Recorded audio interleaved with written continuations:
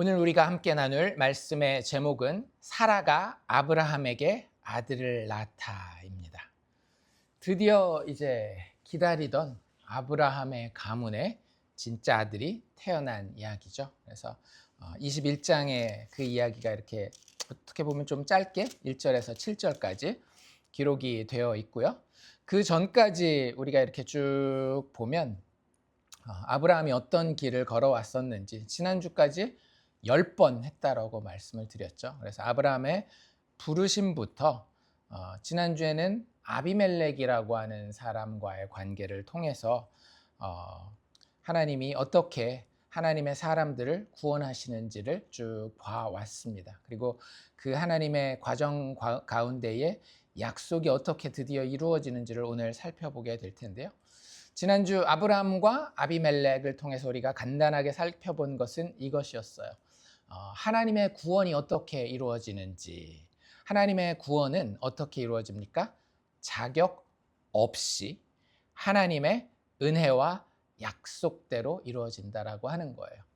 인간의 눈으로 볼 때는 아비멜렉이 훨씬 더 의로워 보였지만 하나님이 대우하셔서 끝까지 붙들기로 원하는 사람은 아브라함이었던 것을 볼 수 있었죠. 아브라함에게는 아무 자격도 없었지만 하나님의 은혜가, 하나님의 약속이 그에게 있었기 때문에 아브라함이 하나님의 구원에 합당한 자로 대접받는 것을 볼 수 있었습니다.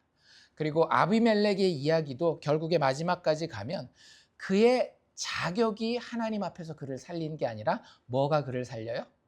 그의 아무것도 아닙니다라고 하는 회개와 하나님의 선지자, 즉 하나님의 기름 부음 받은 자, 그리스도의 중보를 통해서만 율법적으로 잘난 것 같아 보이던 그 아비멜렉도 결국에는 구원받을 수 있는 산자가 될 수 있었던 그런 모습을 우리가 보았습니다. 그래서 드디어 오늘은 이제 그 모든 과정을 거쳐서 21장으로 넘어오게 되고요. 이 21장에서 아브라함은 드디어 사라를 통해 아들을 얻게 됩니다. 그의 이름이 뭐였어요?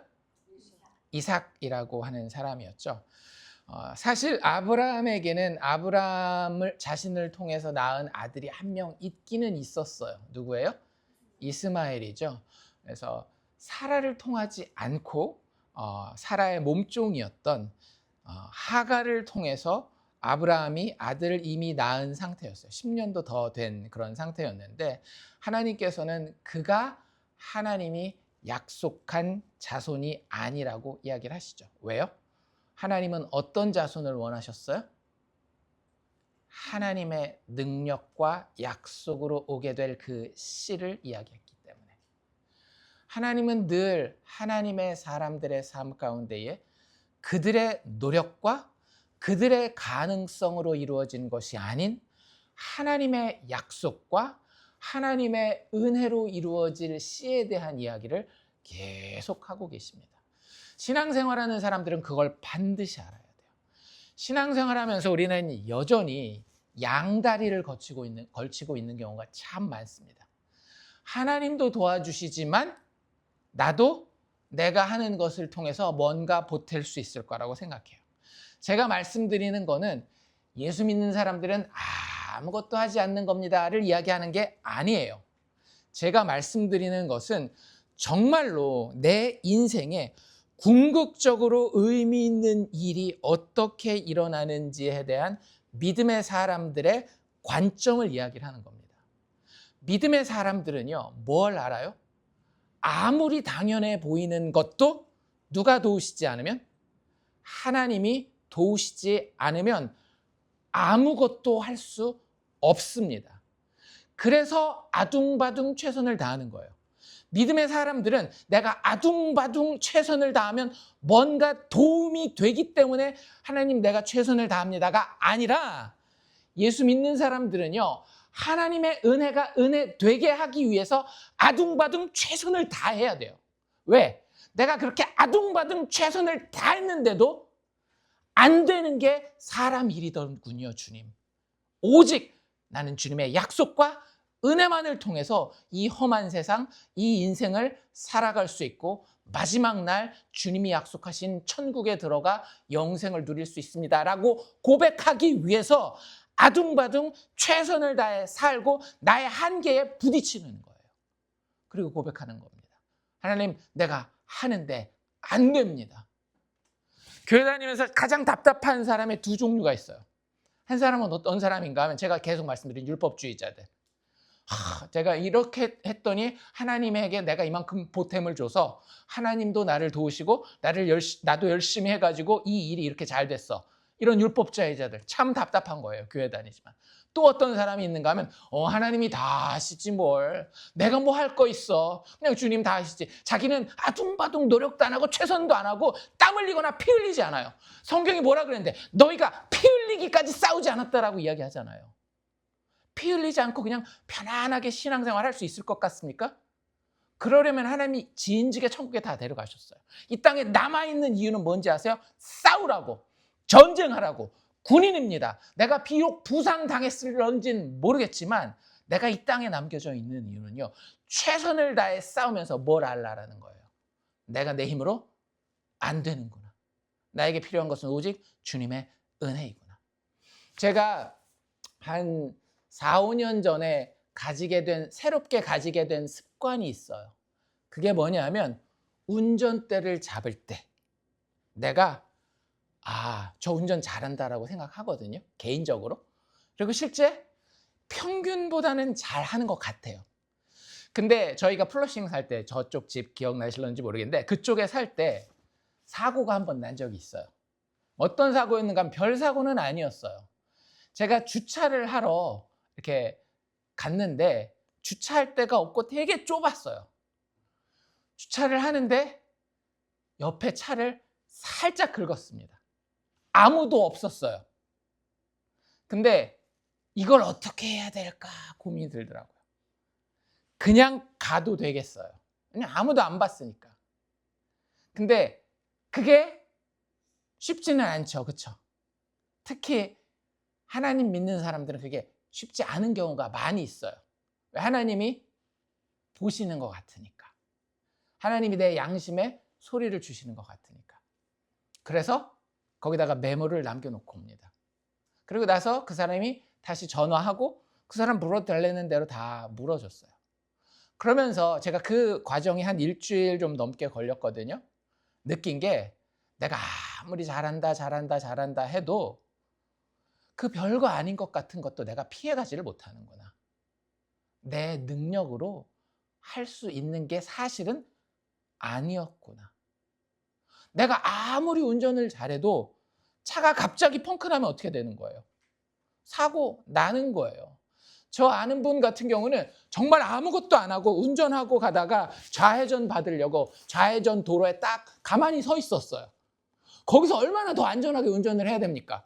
좌회전 받으려고 신호에 딱 서 있는 거. 근데 저쪽에서 차가 막 달려서 팍 받아가지고 애기 다치고 엄마 다치고 아빠 다치고 차는 완파 다 폐차시켜버렸어요. 내가 뭔가를 할 수 있다라고 생각하는 순간 우리는 기독교 신앙을 벗어나는 겁니다. 기독교 신앙에서 구원을 이야기할 때에 항상 하나님은 너희들이 아무것도 할 수 없는 것을 내가 이루는 거야. 그게 구원이란다라고 우리에게 알려주시는 거예요. 왜 오늘 이야기에서도 아브라함이 굳이 100세 되었을 때에 사라가 90세 되었을 때에 아들을 낳았어야만 할까요? 하나님 참 성격이 고약하신가요? 야, 저놈들 아슬아슬해가지고 막 어쩔 줄 모르는 것 좀 한번 보자. 볼만하다. 그러려고요? 아니에요. 그러지 않았으면 그 모든 과정에서 사실은 하나님은 처음부터 뭐라 그랬어요? 내가 너에게 씨를 줄 것이고 그를 통하여서 하늘의 별만큼 해변의 모래만큼 많은 후손을 너에게 주고 너로 복의 근원이 되며 약속한 땅에서 내가 풍성하게 복의 근원이 되게 하리라라고 이야기하셨잖아요. 20년, 30년이 된 약속인데 그 약속 가운데 아브라함은 계속 어떻게 했어요? 하나님 제가 믿습니다. 주님만 의지합니다. 주님이 약속하셨으니 반드시 성취하시겠죠. 그래요? 때가 될 때마다 어떻게 해요? 내가 뭘 할 수 있을까를 계속 따지잖아요. 그렇다고 보면은요, 아브라함이 막 최선을 다하는 것도 아니에요. 그러니까 이게 제가 말씀드린 양쪽 극단 있죠. 이 율법주의로서 막 최선을 다하면서 자기가 하나님한테 뭔가 보탤 수 있다라고 하는 사람. 어떤 사람은 하나님이 은혜로 다 하시지 하면서 아무 노력도 최선도 다하지 않고 피도 안 흘리는 사람. 이 둘 다 엄청 큰 죄악 가운데 있는 거예요. 하나님 원래 원하시는 모습은 정말로 최선을 다하면서 내가 절대 내 힘으로 되지 않는다는 것을 깨닫고 하나님의 은혜에만 엎드려져야 되는데, 아브라함은 이 두 가지를 동시에 하는 거예요. 때로는 막 율법주의자처럼 막 어떻게 해서든지 하갈을 통해서라도 아들을 얻어가지고 하나님이 약속하신 자손을 내 힘으로라도 내겠어 이러고, 어떤 때는 아내를 팔아먹어가면서 자기가 해야 될 책임은 다하지도 않고 싸우지도 않고 피 흘리지도 않고 뒤에 멀찍이 떨어져가지고 하나님의 계획을 막 엉망으로 만들어 놓기도 하고. 아브라함 그렇게 살았어요. 그 20년 동안 점점 믿음이 좋아졌다라고 보기에는 이게 때로는 올라갔다 때로는 떨어졌다 이런 모습을 우리에게 계속 보여주고 있는 겁니다. 왜 하나님이 그러셔야 되겠냐라고요. 20년 넘게 30년 가까이 아브라함이 100살이 될 때까지 굳이 하나님이 아브라함을, 사라를 기다리게 해서 마침내 100세가 되었을 때에 그들에게 아들 이삭을 허락하신 이유는 단 하나입니다. 너희들의 힘으로는 된다 안 된다? 되지 않는다라는 거예요. 그래, 애 놓고 사는 거 그냥 그렇게 사는 것 같지? 아니야. 내가 일했기 때문에 너희에게 열매가 있는 거야. 정 목사, 네가 운전 잘하는 것 같아? 네 마음대로 네 실력 가지고 잘 여기저기 몰고 다니는 것 같아? 아니야. 가만히 있는 차도 못 피해가지고 긁고 다니는 게 네 실력이야. 그게 하나님이 아브라함과 오고 오는 믿음의 후손들에게 하고 싶은 얘기라고 하는 겁니다. 그래서 오늘 이야기를 읽어보면 이 모든 일은 누가 하셨다? 하나님이 하셨다라고 하는 그 화자의 톤, 이 모세가 기록한 책이잖아요. 모세의 톤이 하나님이 하셨다, 하나님이 하셨다, 하나님이 하셨다 계속 이렇게 이야기가 되고 있는 걸 볼 수 있어요. 맨 처음부터 뭐라고 시작돼요? 여호와께서 말씀하신 대로. 이게 몇 번이나 나와요? 2번이나 나와요. 그거 못 알아들었을까 봐? 아니, 그만큼 중요하기 때문에. 여호와께서 말씀하신 대로 사라를 돌보셨고, 여호와께서 말씀하신 대로 사라에게 행하셨으므로. 2절에도 또 비슷한 표현이 나오죠. 사라가 임신하고 하나님이 말씀하신 시기가 되어 노년에 아브라함에게 아들을 낳았다라고 이야기하고 있는 거예요. 그러니까 그들이 다 뭐 한 것 같지만 결국은 누가 말씀하신 거예요? 하나님이, 여호와께서 말씀하신 대로, 말씀하시니 빛이 있으라 했더니 빛이 있었던 것처럼 우리의 어둡고 컴컴한 그의 인생 가운데에 하나님이 말씀하시니 거기에 빛이 비추는 겁니다. 하나님이 말씀하시니 빛이신 예수가 우리 안에 깨달아져서 우리가 십자가 바라보면서 세상 어떤 위기와 고난 가운데에서도 소망을 가지고 영원한 생명 바라보며 살 수 있게 된 거예요. 그 이야기를 아브라함의 이야기를 통해서 좀 배우라고 하는 겁니다. 하나님이 말씀하시니 어떻게 돼요? 사라가 돌보심을 받잖아요. 여기서 돌보심을 받는다라는 것은 무슨 뜻이냐면, 원래 그 성경 원어의 뜻은 하나님이 사라를 방문하셨다라는 겁니다. 어떻게 방문하셨어요? 사라가 그 하나님의 약속을 알 수 있도록 가르치시고, 또 그 약속으로부터 위기에 빠지는 순간들이 있었잖아요. 언제요? 애굽에 갔을 때, 또 지난번에 우리가 봤던 것처럼 그랄 땅에 갔을 때, 아비멜렉에서, 애굽 왕 바로에게서 하나님이 사라를 방문하셔서 돌보셨다라는 거예요. 근데 그거 그냥 하신 게 아니라 뭐라고? 말씀하신 대로.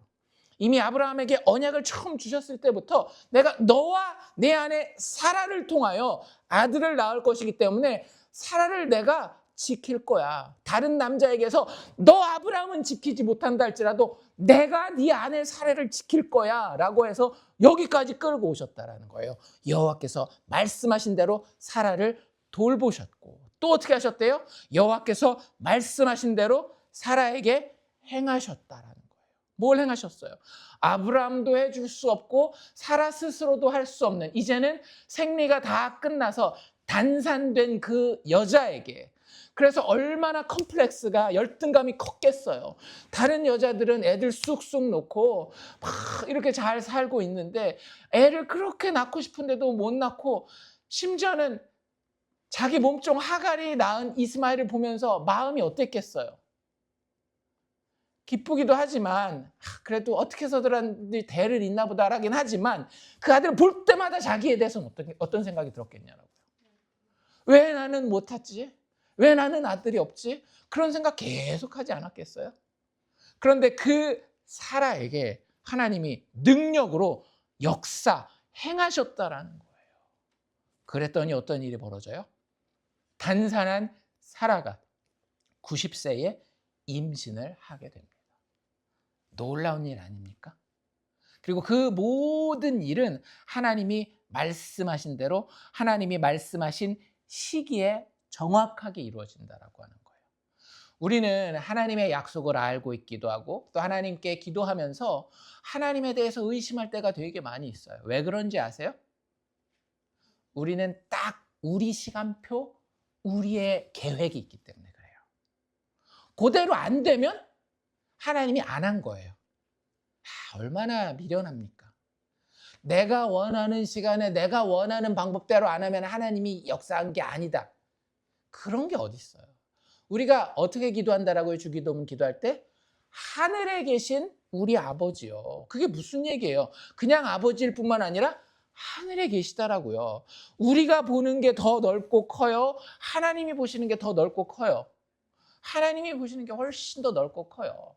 예를 들자면 아침에 여기 뉴욕은 차가 많이 막혀요, 안 막혀요? 차가 많이 막히잖아요. 그러니까 출퇴근할 때 운전해가지고 다니는 사람들은 항상 뭐 할까요? 라디오를 켜고 다녀요. 왜? 라디오에서 뭐 나오니까?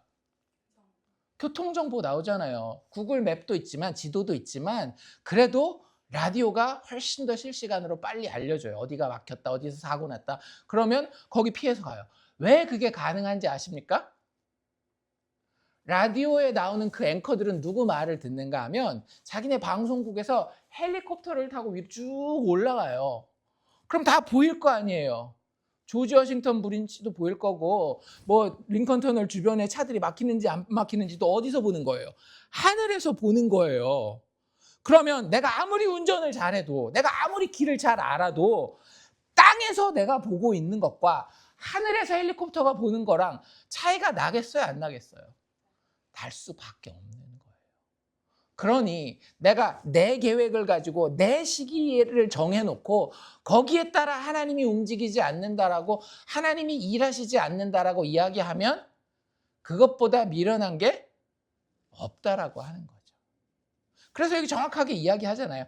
하나님이 말씀하신 시기가 되었을 때에 하나님이 어련히 알아서 역사하시더라. 사실 이게 무슨 얘기냐 하면 우린 지금 21장을 읽고 있지만 앞으로 쭉 넘어가서 좀 기억이 오래됐을런지 모르겠지만 창세기 17장이 혹시 기억나십니까? 창세기 17장에 무슨 이야기가 나오는가 하면 아브라함이 할례 받는 이야기가 나와요.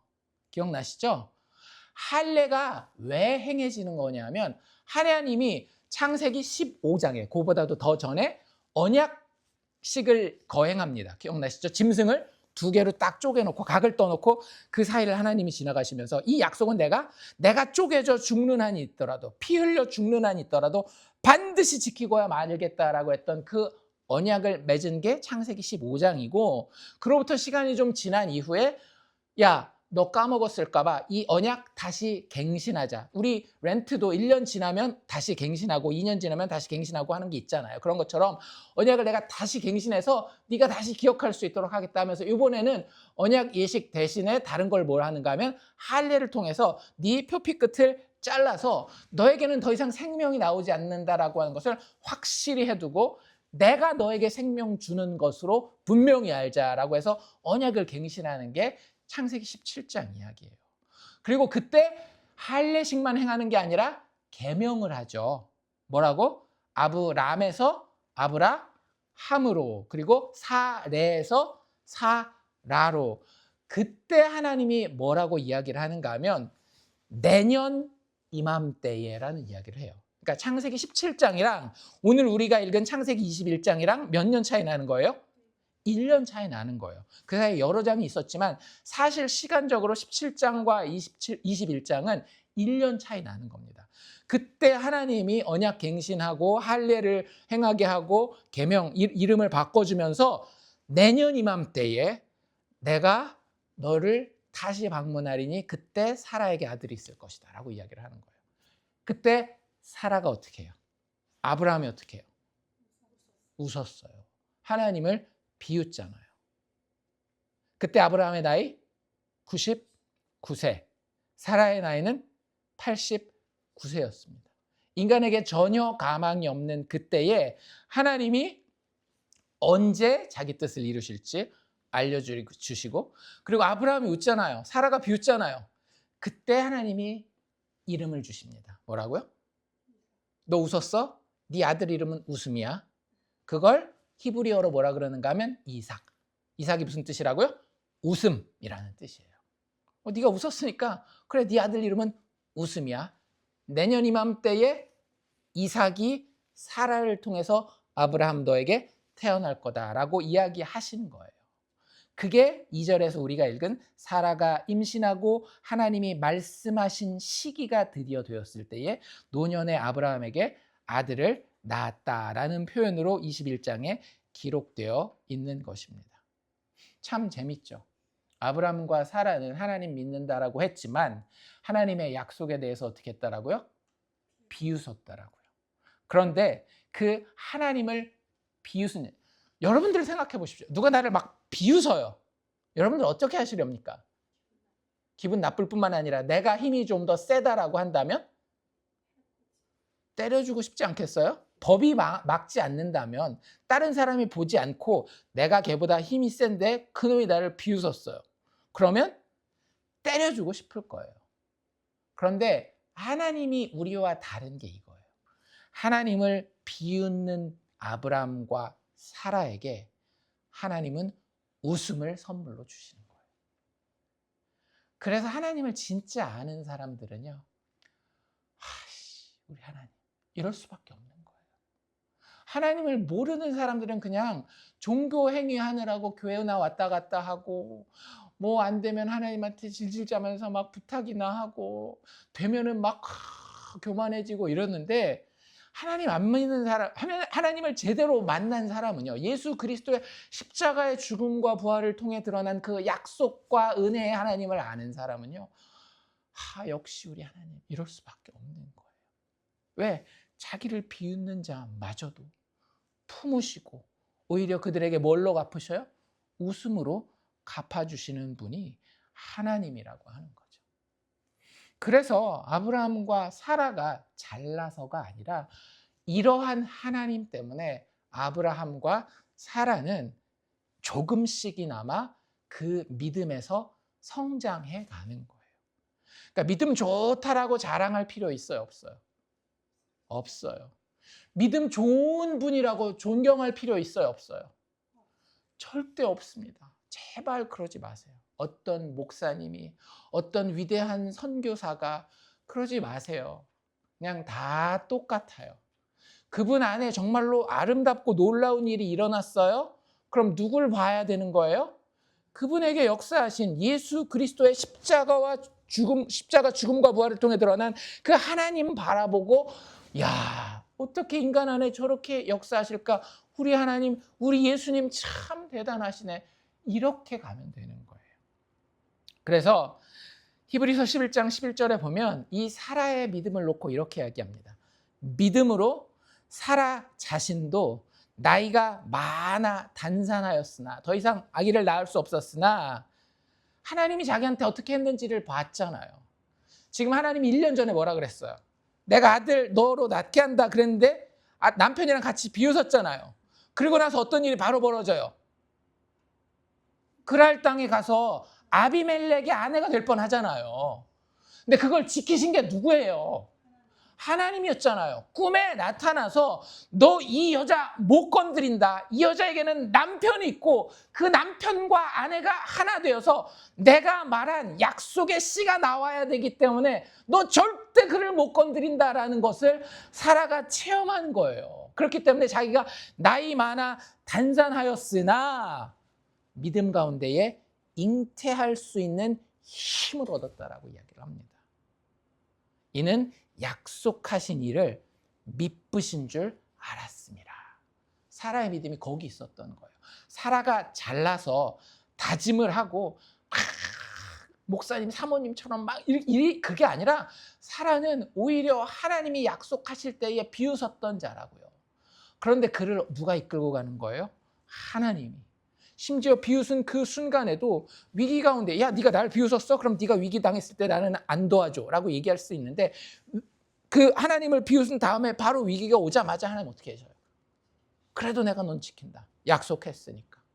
그게 사라가 만났던 아브라함이 체험했던 하나님이라고 하는 겁니다. 이게 오늘 본문의 줄거리예요. 사라가 그래서 기분 좋은 것 같아요? 안 좋은 것 같아요? 사라가 기분이 좋아가지고 6절, 7절 이렇게 보면 하나님이 나를 웃게 하시니 듣는 자가 다 나와 함께 웃으리로다. 웃음이 어떻게 돼요? 전파되고 있는 거 보죠. 이걸 전도라고 이야기를 하는 겁니다. 제발 전도를 사람 끌어다가 교회 앉혀놓는 거라고 생각하지 마세요. 사람 지옥 갈 자식 끌어다가 천국에다가 보내는 걸 전도라고 생각하지 마세요. 전도는 뭐냐면요, 말 그대로 도를 전하는 거예요. 도가 뭐예요? 하나님이 어떤 분인지를 아는 것, 그게 도거든요. 하나님이 어떤 분이신지가 드러나는 것, 그게 도예요. 하나님이 예수 그리스도를 통해서 생명 없는 자에게 그의 생명을 바치심으로 생명을 주시는 분이라는 것을 알았을 때 내 마음이 어때요? 웃음으로 가득 차요. 기뻐할 수밖에 없어요. 그래서 다른 사람에게 뭐라 그런 거예요? 나와 함께 웃자라고 이야기를 하는 거예요. 제발 그 사람이 지옥 가는 거 불쌍하니까 천국에 가기 위해서 전도하지 마세요. 내 마음에 뭐가 있어야 돼요? 예수 그리스도의 십자가의 죽음과 부활을 통한 영원한 생명의 기쁨이 있어야 돼요. 그게 없는 사람은 절대 전도할 수가 없어요. 내가 예수로 기쁩니까? 아까 우리 충만이라는 찬양 기억나세요? 난 예수로 충만하네. 임재라는 찬양도 기억하십니까? 어린 양 찬양하리. 내 평생 그 하나로 충분해요. 그런 사람들이 마음에 그 예수로 인한 기쁨이, 예수의 십자가 대속의 죽음과 부활로 인한 그 감격이 있기 때문에 다른 사람한테 야 좋지 않아? 라고 이야기하는 게 전도라는 거예요. 뭐 가서 꼬치꼬치 따지고 너 이대로 살다가는 하나님의 기준 앞에 범죄였으니까 지옥에 간다. 지옥에 안 가려면 교회 나와야 되고 예수 믿어야 된다라고 그러고 세례 받아야 돼. 천국 가야 돼. 그거 전도라고 이야기하잖아요. 복음은 말에 있지 아니하고 능력이 있다라고 사도 바울이 계속 이야기하지 않습니까? 그 능력이 뭔지 아세요? 내게 체험한 그 감격과 기쁨을 이야기하는 거예요. 하나님 진짜 예수 안에서 살아계셔요. 은혜의 하나님이 이렇게 자격 없는 자를 내가 하나님을 비웃었을 때에도 나에게 웃음으로 갚으시기 위해서 자신의 목숨을 다하셨다라는 것을 알기 때문에 그 기쁨이 세상 사람들은 알 수 없는 기쁨이 될 수밖에 없다. 그게 있어야 전도한다라고요. 합리성과 논리 그리고 인간을 불쌍히 여기는 마음을 가지고 절대 영혼을 살릴 수 없습니다. 영혼은 누구만 살리는 거예요? 하나님만 살리시는 거예요. 십자가에 예수만 살리시는 거예요. 그걸 우리는 우리의 기쁨으로, 우리의 웃음으로, 우리의 감격으로 들고 나아가는 거예요. 그게 전도입니다. 전도에 미련한 것이라는 표현을 사도 바울이 쓰죠. 근데 그 전도에 미련한 것, 인간이 아무것도 안 하기 때문에 인간의 입장에서는 미련한 거예요. 근데 그 자리에 누가 역사하시는 거예요? 성령을 통하여서 예수 그리스도의 십자가 보혈을 손에 쥐는 하나님이 역사하시는 거예요. 그래서 사실 오늘 이야기는요, 아브라함과 사라의 이야기가 이렇게 행복하게 아들 낳아서 끝났습니다 라고 이야기하기 위해서 기록된 게 아니라고 하는 거죠. 무엇을 위해서 기록되어 있는가 하면, 니네 이 기쁨이 뭔지 아나? 니네 이 기쁨을 위해서 기다린 아브라함의 기다림이 뭔지 알아? 이걸 알려주기 위해서 사실은 이게 여기 기록되어 있는 거예요. 그냥 아브라함과 사라의 이야기 보고, 야, 우리 집도 자식 새끼가 없는데 애 낳으려면 우리도 이렇게 하나님께 기도하고 하나님 앞에 믿음으로 서야지, 그래야지 하나님 우리한테 자식을 주지, 그러라고 이런 본문이 기록되어 있는 게 아니에요. 이 이야기는 결국 누구 이야기하기 위한 거예요? 예수 이야기하기 위한 겁니다. 제가 계속 말씀드리잖아요. 성경은 다 누구 얘기다? 예수 이야기다. 기승전 예수 이야기를 하기 위해서 기록되어 있고, 오늘 아브라함과 사라가 이삭을 낳는 장면도 똑같다라고 하는 거예요.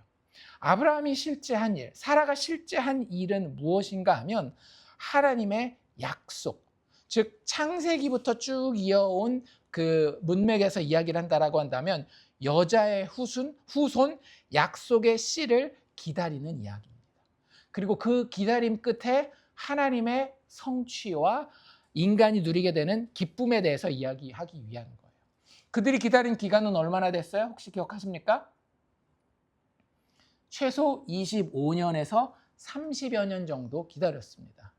그래서 그 오랜 기다림 동안에 아브라함은 궁극적인 약속의 그림자가 어떻게 내 삶 가운데에 실제 성취되는지, 하나님이 약속하신 것이 어떻게 성취되는지를 보고 놀라며 기뻐하고, 그 과정 가운데 하나님이 인도해 주시는 믿음의 자리로 나아가는 것을 보여주기 위해서 우리에게 이게 기록됐다라고 하는 거죠. 그런데 제가 방금 말씀드렸지만 아브라함이 지금 기다리고 체험하게 된 것은요, 실체가 아니라 뭐예요?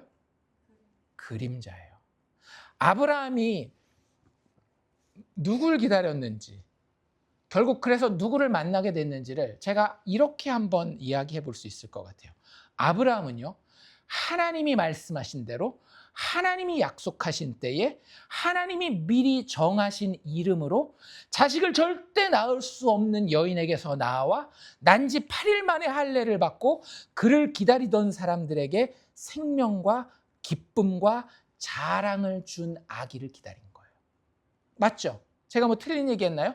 아브라함이 이삭을 기다리고 만났다라고 하는 것은 하나님이 말씀하신 대로 하나님이 약속하신 때에 하나님이 미리 정하신 이름으로 자식을 낳을 수 없는 여인에게서 나와서 난지 8일 만에 할례를 받고 그를 기다리던 사람들에게 생명과 기쁨과 자랑을 준 아기를 아브라함은 기다렸고 마침내 만나게 됩니다.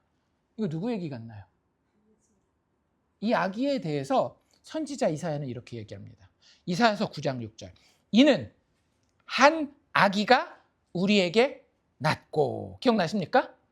한 아들을 우리에게 주신 바 되었는데 그의 어깨에는 정사를 메었고 그의 이름은 기묘자라 모사라.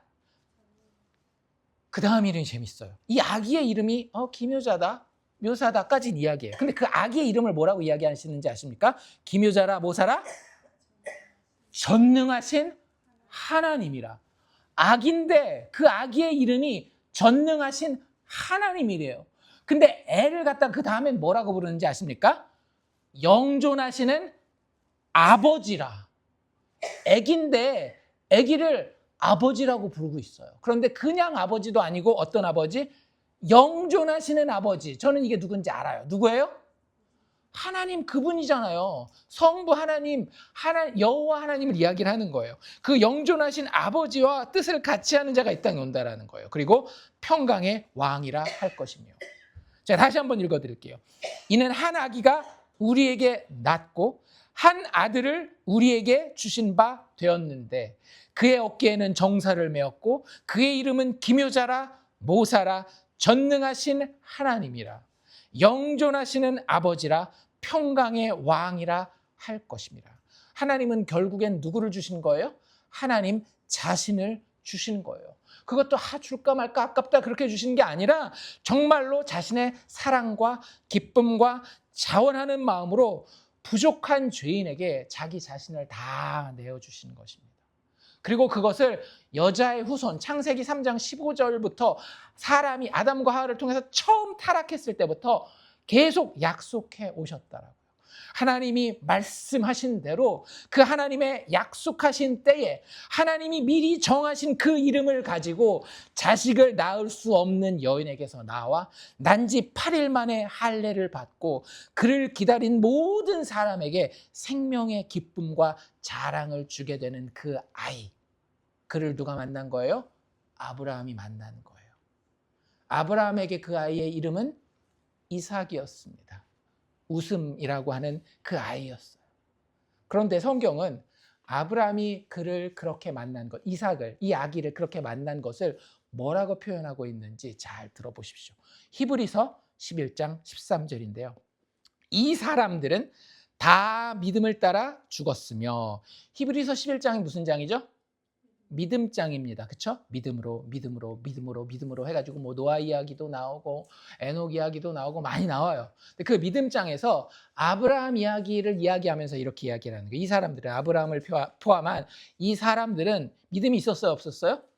있었죠. 그런데 그 믿음을 따라 죽었으며, 그렇죠? 믿음을 가지고 있었고 아브라함 지금까지 살아있지 않잖아요. 죽었잖아요. 이해가 충분히 됩니다.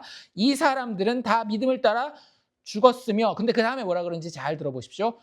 약속을 받았어요, 못 받았어요? 약속을, 그러니까 성취를 받았는지 못 받았는지. 우리 생각엔 어때요? 아브라함이 이삭을 낳았으니까 약속을 받은 거예요, 못 받은 거예요? 받은 걸로 생각이 되잖아요. 근데 히브리서는 뭐라 그러는지 잘 보십시오. 이 사람들은 다 믿음을 따라 죽었으며 약속을 받지 못하였으되. 재밌죠? 그래서 제가 아브라함이 받은 것은 실체가 아니라 그림자라고 이야기 드린 겁니다. 아브라함은 이삭을 통해서 그림자만 받은 거예요. 영화 예고편만 본 겁니다. 본편은 아직 아브라함 때 나오지 않았어요. 여러분들 영화 예고편을 봤는데 엄청 재밌어요. 그러면 본편 보고 싶어요, 안 보고 싶어요? 보고 싶어요. 아브라함도 그랬던 거예요. 본편 보고 싶었는데 보지 못하고 죽었어요. 그래서 약속을 받지 못하였으되, 그 뒤에 이렇게 설명합니다. 그것들을 멀리서 보고, 아직 개봉을 안 했으니까 개봉할 날만, 하나님이 보내주신다 그랬으니까 분명히 오긴 와요, 안 와요? 보긴 와요. 여인의 후손이 올 겁니다. 약속된 씨가 분명히 올 거예요. 이삭은 그 그림자로서 우리한테, 아브라함한테 예고편만 보여줬을 뿐이고, 정말 그 실체가, 하나님이 약속한 진짜 여인의 후손이, 약속된 씨가 오실 텐데 그걸 멀리서 보고 환영하며, 또 그랬기 때문에 땅에서는 외국인과 나그네임을 증언하였습니다. 아브라함이 이 땅에서 외국인으로, 나그네로서 많은 거 누리고 자리 잡고 딱 살지 않은 이유가 뭐라고요? 본편 기다리느라고, 그 실체를 기다리느라고. 자기가 그림자만 봐도 좋았어요, 안 좋았어요? 엄청 좋았잖아요. 이삭 낳고 얼마나 좋았어요. 잔치를 하고 뒤에 보면 자기가 그렇게 귀하게 여기던 이스마엘마저도 쫓아낼 수 있을 만큼 이삭 낳은 게 좋았단 말이에요. 그림자로서. 그렇기 때문에 영적으로 아브라함은 그림자를 통해서 그 실체를 소망하게 된 겁니다. 더 크게 소망하게 된 거예요. 다른 말로 이야기하자면 영적으로 아브라함은 오실 예수를 기다린 겁니다. 그걸 히브리서 저자가 이 사람들은 다 믿음을 따라 죽었으며 약속을 받지 못하였으되 그것을 멀리서 보고 환영하였다라고 이야기하고 있는 겁니다. 그러니까 아브라함이 이런 것들을 경험하면서 아브라함이 믿음이 좋아서 이삭을 받았다라고 생각하시면 안 돼요. 아브라함에게 하나님이 이걸 경험하게 해서 아브라함으로 하여금 너 결국에는 궁극적인 거, 마지막에 본편을 믿어야 된다. 그 본편이 누구예요? 예수님 믿어야 된다라고 이야기하기 위해서 이삭을 주신 거라고요. 그래서 아브라함이 믿음이 좋아서 이삭을 받은 것이 아니라 이삭을 주시는 하나님을 경험했기 때문에 아브라함은 예수를 바라보고 아직 보지 않았음에도 믿을 수 있는 사람이 됐다라고 하는 거죠. 그럼 물어봅시다. 구원론적으로. 아브라함은 어떻게 구원받았나요? 예수 믿는 믿음으로 구원받은 거예요. 이삭을 바치는 믿음으로 구원받은 게 아니라 아브라함도 똑같이 우리와 예수 믿는 믿음으로 구원받았다는 겁니다. 그러니 오늘날을 사는 우리도 뭘로만 구원받는 거예요? 예수 믿는 믿음으로만 구원받는 거예요. 교회 잘 다니는 열심으로 구원받는 거 아니고 세상 사람들보다 착하게 사는 도덕성으로 구원받는 거 아니고 하나님께서 인간이 처음 타락했을 때부터 약속하신 구원의 방편, 여인의 후손, 약속된 씨, 다윗의 왕에 앉아 영원히 통치할 왕, 그 아기를 통해서 우리를 구원하신다라는 믿음으로 우리도 구원받는 거예요. 지금 내가 비록 육체를 가지고 이 땅에 사는 모습은 어떨지 모르겠지만 이 땅에 그 무엇도 내가 바꿀 수 없는 그 예수, 나를 위해 이미 이 땅에 약속대로 오셨고 십자가에 못 박혀 죽으셨고 죽으실 뿐만 아니라 다시 사신 그 예수를 믿는 믿음으로 우리가 구원받는 겁니다. 그리고 거기에 성도의 능력이 있는 거예요. 제 얘기가 아니고요. 그냥 히브리서 저자가 꾸며낸 게 아니라 그 전에 이 말을 그대로 한 사람이 있어요. 그게 누굴까요? 예수님이에요. 예수님이 한 번은 그 무리들과 이야기를 합니다. 유대인들, 요한복음에 보면 유대인들이 그렇게 예수님을 안 믿어요. 그러니까 이방인이 아니라 오히려 유대인들이 더 믿어야 될 텐데 이방인들은 오히려 예수님 앞에 엎드려가지고 수로보니게 여인 같은 경우는 내 딸을 살려주십시오 뭐 이러기도 하고 뭐 백부장 같은 경우는 나의 믿음 없음을 도와주십시오 이렇게 하는데 유대인들은 그렇게 안 믿는 거예요. 그러면서 그 유대인들에 대해서 너희들 왜 이렇게 나를 안 믿니? 내가 약속된 그 여인의 후손이야.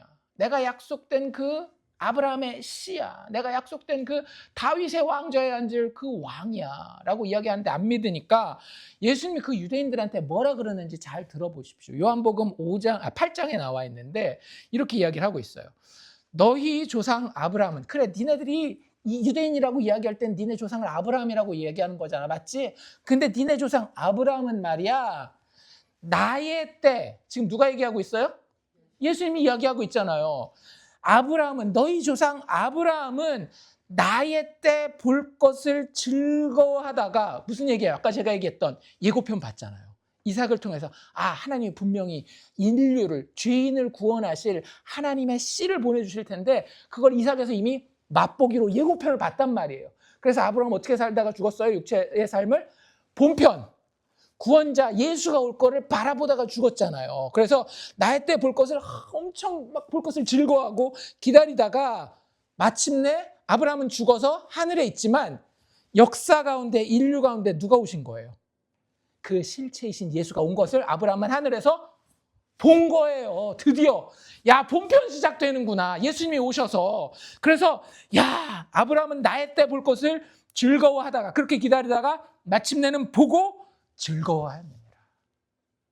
예수님 직접 얘기하시잖아요. 아브라함이 지금 이 창세기 21장에서 뭐 하고 있는 건지 예고편 봤다라고요. 아브라함은 내가 올 것에 대한 그림자를, 자기 아들 이 이삭을 얻는 것을 통해서 그때 예고편을 본 거야. 그래서 계속 제가 말씀드린 것처럼 이삭이 어떤 존재예요? 하나님이 말씀하신 대로, 하나님이 약속하신 때에, 하나님이 미리 정하신 이름으로 자식을 낳을 수 없는 여인에게서 나와 난지 8일 만에 할례를 받고 그를 기다리던 사람에게 생명과 기쁨과 자랑을 준 아기. 그 아기가 드디어 이 땅에 왔어요. 그런데 유대인들은 어떻게 해요? 유대인들이 이르되, 유대인들은 이걸 이해를 못하는 거예요. 왜? 땅의 눈으로만 인생을 바라보니까, 땅의 눈으로만 예수님을 바라보고 이 세상을 바라보니까. 유대인들이 이르되 예수님한테 네가 아직 50세도 못 됐는데 아브라함을 보았느냐? 이해가 안 되죠. 그러니까 예수님 뭐라고 대답하셔요? 예수께서 이르시되 진실로 진실로 너희에게 이르노니 아브라함이 나기 전부터 내가 있었다라고 이야기하잖아요. 있었다라고 하면 그냥 과거잖아요. 근데 예수님 거기서 과거 시제를 쓰지 않습니다. 아브라함이 나기 전부터 현재 시제를 쓰면서 내가 있느니라. 하나님에게는 과거와 현재와 미래가 다 한 번에 자기 거예요. 우리는 옛날 이야기는 그때 그랬어 옛날 이야기로 할 수밖에 없고, 오늘 이야기도 오늘 하루밖에 살 수 없고, 미래는 내가 알 수도 없고 어떻게 할 수도 없잖아요. 그런데 하나님께서는, 여호와 하나님의 본체의 성질을 가지신 예수님께서는 자기 자신을 여호와 하나님과 같은, 어제도 오늘도 내일도 동시에 사는 자기 자신으로서, 그러한 하나님으로서 자기를 소개하고 있는 거예요. 너 50세도 못 됐는데 무슨 소리야. 니네가 영의 눈이 어두워서 그렇지 내가 그 여호와야. 아브라함이 나기 전부터 내가 있느니라. 이게 에고 에이미라고 하는 표현으로요, 구약 성경에 굳이 그 비슷한 표현을 따진다면 여호와예요. 스스로 있는 자. 내가 아브라함 태어나기 전부터 여호와였어. 스스로 있는 자였어. 에고 에이미, 내가 있느니라 라고 이야기했어요. 유대인들이 어떻게 할까요? 하나님이신 당신이 오셨군요 하고 저래 싹 엎드러지죠. 그들이 돌을 들어 치려 하거든 예수께서 숨어 성전에서 나아가시느니라. 이해가 안 되는 건 아니에요. 아브라함은 그들이 살던 시대로부터 2000년 전에 살았거든요. 얼마나 오래됐어요. 20년 전 잘 기억나십니까? 잘 기억 안 나시죠? 200년 전은 아예 안 살아보셨죠? 2000년 전이에요. 2000년 전. 아브라함 자기네들 조상이라고는 이야기를 하지만, 예수님 태어나기 2000년 전에 아브라함이 살았었는데, 그 아브라함이 자기 올 것을 보고 즐거워하면서 기다리다가 오는 것을 보고 즐거워했다. 그리고 그가 태어나기도 전부터 내가 있었다라고 예수님이 이야기하는 것을 성령이 없는 유대인들은 받아들일 수가 없는 거예요. 우리는 어떻습니까? 그래서 말은 많이 듣죠. 어떤 사람들은 예수님을 아주 도덕적인 위인으로 보죠. 간디 아세요? 간디? 인도의 그 유명한 간디? 그 사람도 교회는 안 다니고 그 기독교인은 아니었거든요. 그 사람은 그 다른 종교를 믿은 사람이에요. 그 사람은 항상 예수님을 참 좋은 도덕 선생님으로 생각해서 그 마태복음에 나오는 산상수훈 있잖아요. 그걸 늘 품고 다녔어요. 사람이 살려면 이렇게 살아야지. 이걸 가르치신 예수님 참 대단해. 그래서 그 사람이 한 유명한 말 중에 하나가, 나는 기독교인들은 싫어하지만 예수님은 좋아한다. 그분이 가르치신 그 도덕적인 교훈이 참 좋으니까. 혹시 그렇게 예수를 믿고 계십니까? 아니면 많은 사람이 믿는 도깨비 방망이, 예수님이 뭐든지 구하면 다 들어준다 그랬으니까 내 지금 곤란하고 난처한데 기도해가지고 예수님한테 뭐 좀 받아내야지, 이렇게 생각하고 교회 다니고 신앙생활 하십니까? 아니라고요. 예수님은 약속된 여자의 후손으로서 어둠으로 가득 찬 이 세상에 씨가 될 분이에요. 빛이 되실 분이에요. 그리고 그분을 아브라함은 이렇게 그림자로서 기다렸다라고 하는 겁니다. 그리고 그 그림자지만 그를 받았을 때 어때요? 기쁨이 놀랍고 크지 않습니까? 그러니까 예수 믿는 사람들에게도 예수 때문에 가지게 되는 이 기쁨과 감격이 있어야 되는 게 정상입니다. 제가 뭐 여러분들에게 또 하나의 율법을 해서 예수 믿으니까 기뻐하십시오, 어려움을 당해도 웃어야 됩니다, 이런 얘기를 하는 게 아니에요. 왜 기뻐하게 되냐면요, 내가 아무것도 할 수 없는 중에 이 아기가 모든 것을, 그 정사를 어깨에 지고 태어났더라고요. 그래서 그걸 다 해결해 놓는다라고요. 얼마나 기가 막히고 코가 막히고 놀라운 일입니까? 그 아기를 만났어요. 이게 말이 돼요? 2000년 전에, 우리에게도 2000년 전 사람 아니에요, 예수님이. 2000년 전에 오신 그 예수님을 내가 성령을 통해서 내 영으로 만났단 말이에요. 더 이상 도깨비 방망이도 아니고 도덕 교사도 아니고 하나님이신 그분, 은혜와 약속을 죄인들에게, 자격 없는 자에게 기꺼이 베푸시는 십자가에서 죽으신 그분을 내가 만났단 말이에요. 그런데 아무렇지 않아요? 안 만났다라는 거죠. 만났는데 아무렇지 않을 수가 없어요. 사라 얼마나 칠푼이 팔푼이 같아요. 나를 웃게 하시니 내가 잔치하겠다, 나와 같이 웃자라고 사람들 막 초대하잖아요. 만나면 어쩔 수 없는 거예요. 그래야 하기 때문에 그런 게 아니라 만났는데 감격이 있는데 하지 말라 그래도 그렇게 된다라고요. 그래서 성경을 보면은요, 이 예수님을 기다린 건 아브라함만이 아니었던 것을 볼 수 있습니다.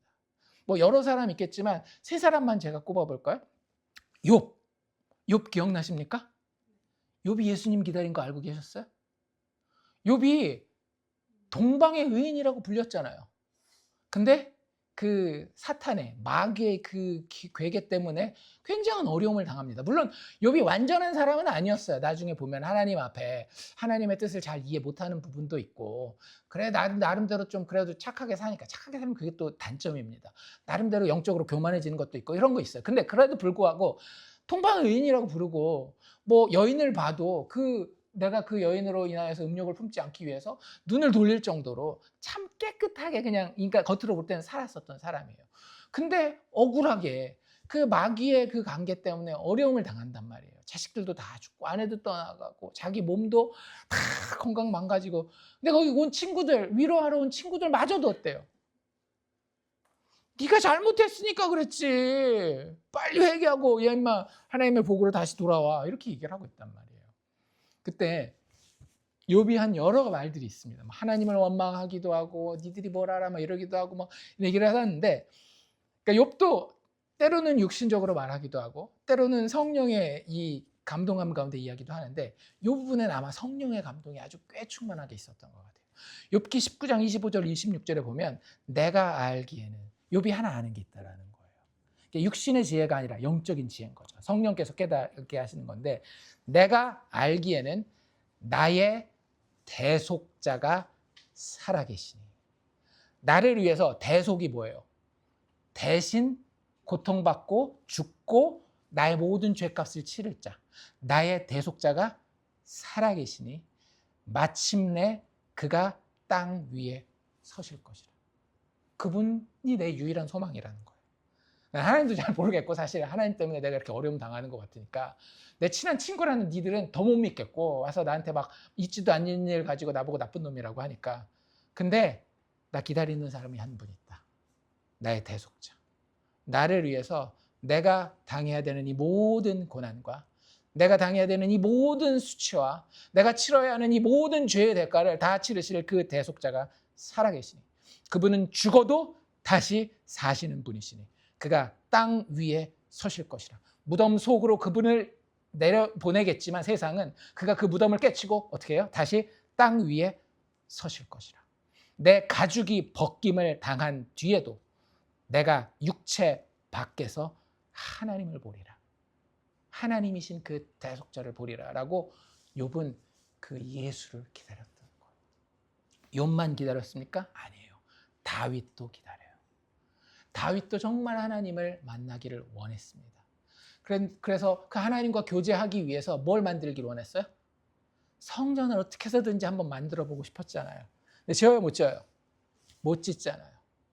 그래서 성전 만들 준비를 할 때에 아쉽기도 하고, 또 결국엔 누가 지어야 돼요? 자기 아들 솔로몬이 지어야 되니까 마음이 안 놓이기도 하고, 그렇잖아요. 자기 아들, 어른들이 볼 때는 애들은 끝까지 애들이잖아요. 나이 60을 먹어도 내 애새끼는 애예요, 애.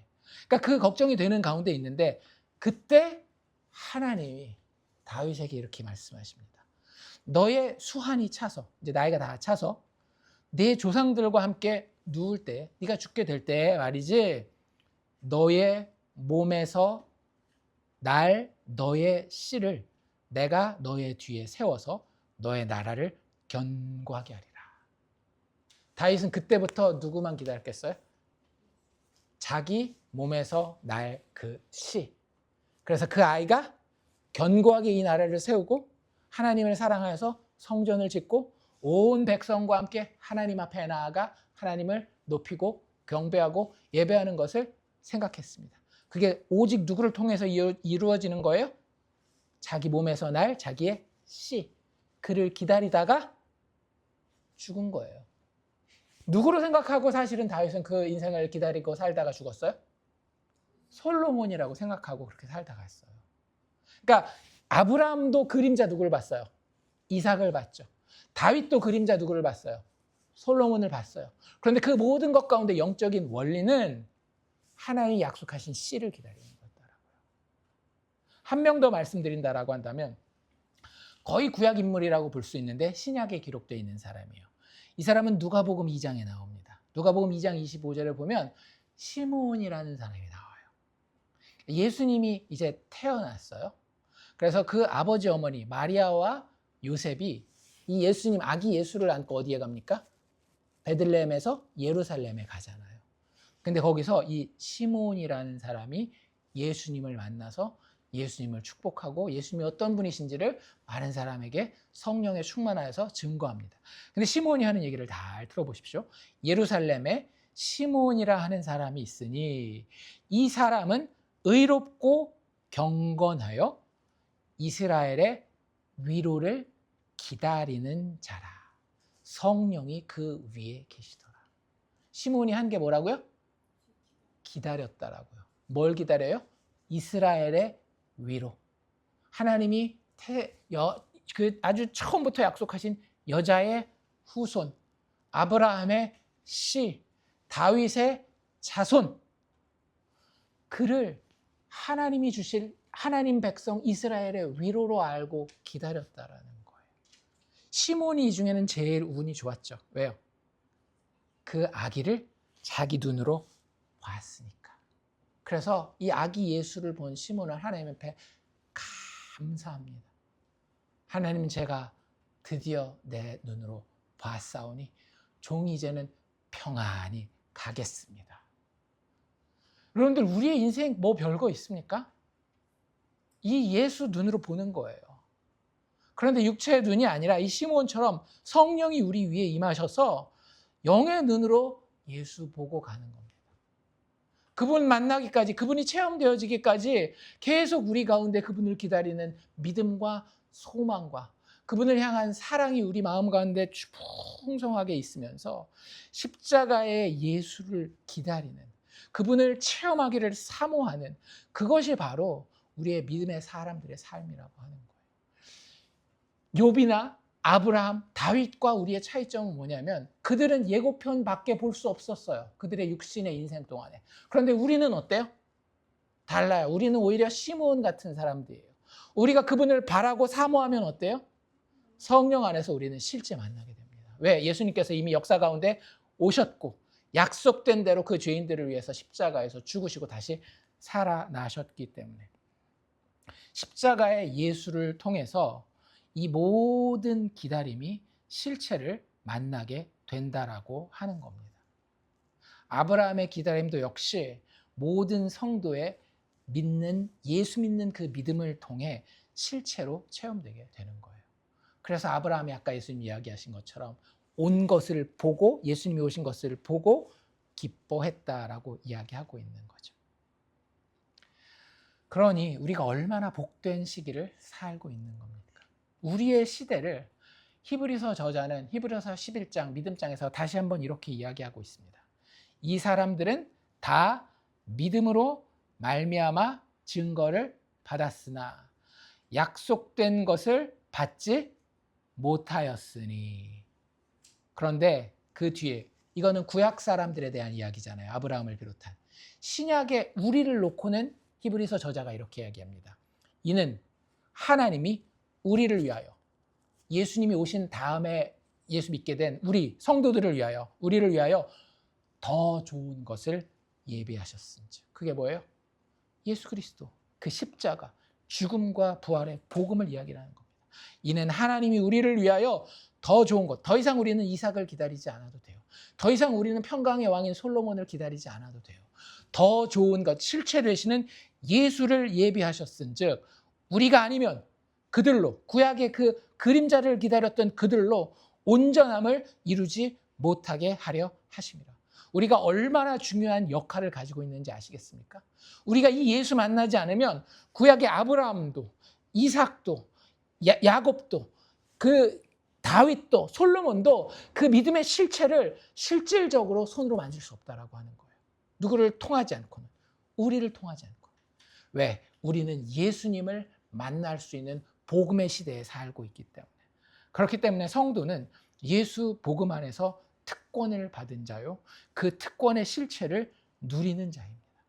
아브라함은 그림자만으로도 그렇게 웃음을 가지고 다른 사람과 하나님의 실체의 그림자에 대해서 나눌 수 있었다라고 한다면, 예수의 십자가를 통해서, 그분의 죽음과 부활을 통해서, 이 복음을 통해서 실체를 소유한 우리 성도는 얼마나 더 하나님의 기쁨과 하나님의 웃음을 누리고 체험해야 할까요? 우리 스스로에게 한번 물어보실 수 있기를 바랍니다. 그렇기 때문에 예수 안에 성도가 소유한 소망이 세상의 슬픔과 낭망을 이기게 함을 예수를 기다린 믿음의 선진들을 보면서, 실체를 보지 않은 예수 예고편만 본 사람들 아니에요. 아브라함 같은 사람들. 그 믿음의 선진들이 예수 기다리는 믿음으로 어떻게 이 세상의 슬픔과 낭망을 이겼는지를 보고 깊이 묵상하면서, 우리도, 예수를 소유한 우리도 성령 안에서 그 예수를 기쁨으로 체험하면서 사는 것을 소망하고 하나님 앞에 구할 수 있기를 주의 이름으로 축원합니다.